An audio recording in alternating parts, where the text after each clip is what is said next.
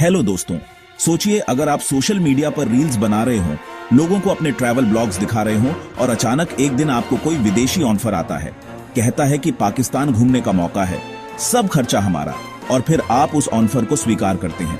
लेकिन आपको क्या पता, उस ट्रिप के पीछे जो असली मकसद है वो ट्रैवल नहीं, जासूसी है।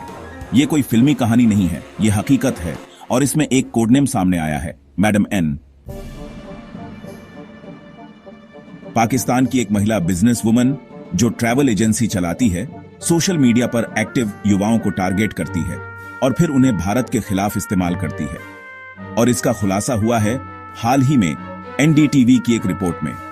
और हां, अगर आप इस तरह की गहरी, सच्ची और रिसर्च बेस्ड कहानियों में रुचि रखते हैं तो एक छोटा सा रिक्वेस्ट, चैनल को अभी सब्सक्राइब कर लीजिए ताकि जब अगली बार ऐसी कहानी आए तो आपसे मिस ना हो। अब कहानी पर वापस आते हैं। मैडम एन एक ट्रैवल एजेंसी चलाती है पाकिस्तान में, लेकिन यह एजेंसी असल में एक जाल है।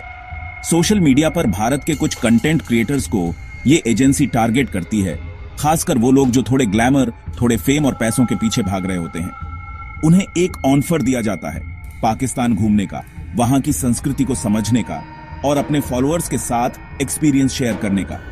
लेकिन असल में इस पूरे प्लान के पीछे होती है एक गहरी साजिश। जैसे ही वो पाकिस्तान पहुंचते हैं, उन्हें धीरे धीरे उस एजेंडे में खींचा जाता है जिसमें उनसे भारत की इंटेलिजेंस, बॉर्डर मूवमेंट या सोशल ट्रेंड्स से जुड़ी जानकारी जुटवाई जाती है। इसका खुलासा तब हुआ जब कुछ लोगों को भारतीय एजेंसियों ने पूछताछ के लिए हिरासत में लिया। उन्होंने बताया कि उन्हें लगा वो बस टूरिज्म और मीडिया का हिस्सा है, लेकिन बाद में जब उनसे कुछ लोगों से मिलने के लिए कहा गया, कुछ खास लोकेशंस पर वीडियोस बनाने के लिए कहा गया, तब उन्हें शक हुआ। लेकिन तब तक देर हो चुकी थी। ये वही समय है जब हमें थोड़ा रुककर सोचना चाहिए, क्या सोशल मीडिया की चमक धमक और विदेशी ऑफर्स के पीछे हम अपनी पहचान, अपनी जिम्मेदारी और अपने देश की सुरक्षा को भूलते जा रहे हैं?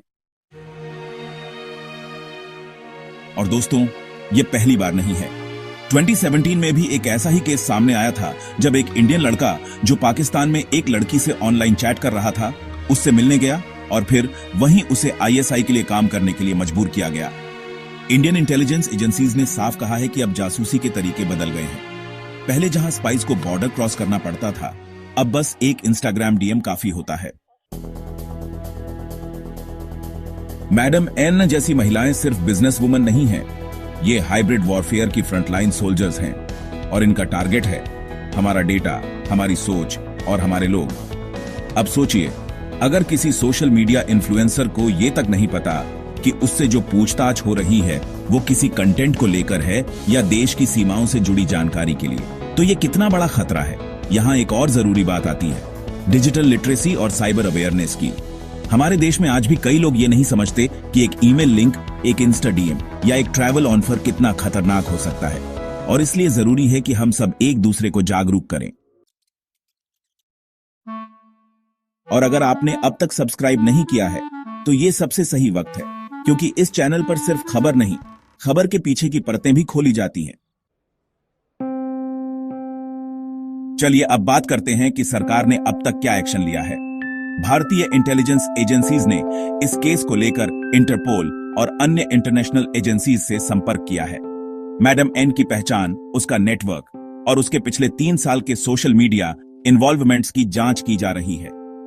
इतना ही नहीं, जिन इन्फ्लुएंसर्स को पाकिस्तान बुलाया गया, उनसे जुड़ी सोशल मीडिया एक्टिविटी, फॉलोवर्स और उनकी लोकेशन हिस्ट्री को भी ट्रैक किया जा रहा है।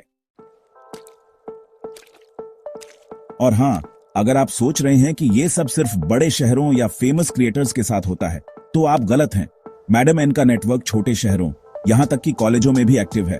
अब एक सवाल आपसे, क्या हमें सिर्फ यह देखकर खुश हो जाना चाहिए कि हमने कुछ लोगों को पकड़ लिया, या फिर हमें इस पूरे सिस्टम के खिलाफ एक बड़ी सोच, एक स्ट्रॉन्ग डिजिटल डिफेंस बनानी चाहिए?